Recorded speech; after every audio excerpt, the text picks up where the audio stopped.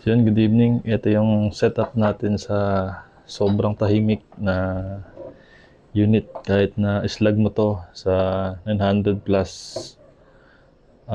hindi to ganun kalakas. Kasi meron siyang shroud. Ito yung shroud na tinatawag. Magkaiba yung sleeve sa shroud. Yan. Tapos, ito naman, yung kakabit natin. Paglabas ng hangin dito, yan, lalabas sa gilid niya, left and right. Pasok yun sa loob.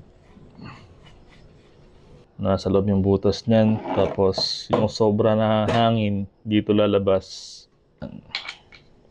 Hangin yung lumalabas dito, hindi siya powder o ano.